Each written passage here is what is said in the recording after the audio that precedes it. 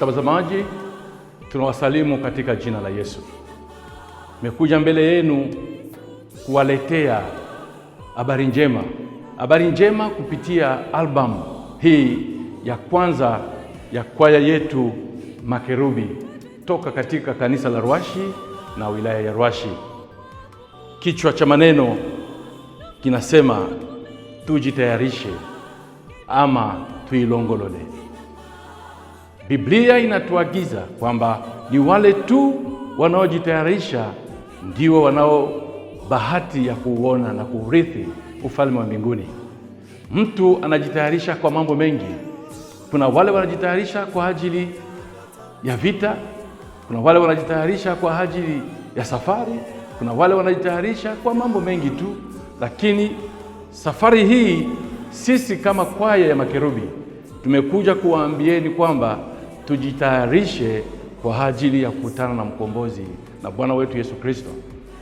Biblia inasema katika kitabu cha Wakolosai sura 3 mstari wa 4, imesema kwamba atakapoonekana Kristo maisha yenu, mutaonekana pamoja naye katika utukufu. Wale watakaoonekana pamoja na Kristo katika utukufu si wengine wote wale.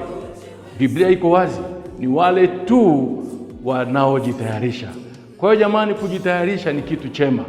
Kujitayarisha ni kitu ambacho kinamfanya mtu kuwa makini kwa jambo lolote lile linalokuja mbele, nzuri wala mbaya.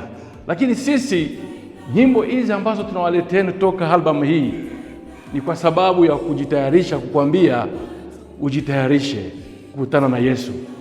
Nyimbo zitakuletea si furaha tu ya kusikia, bali zitakujenga, maana ni mafundisho makubwa yamekuwa ndani kwa familia zetu, kwa wale wanaotutembelea, hata katika urithi wa watoto wetu. Kwa hiyo nyimbo katika album hii ni nyimbo za kulipeleka katika ufalme wa mbinguni. Kwa hiyo Bwana tusaidie sana tunapokaribia, tunaponunua au tunapopata album hii, itusaidie kukutana na Yesu katika njia ya kiroho. Wasalamu alaikum wa rahmatullahi taala wa barakatuh. Mungu awabariki katika jina la Yesu. Amen. Wilongolole, Bwana wako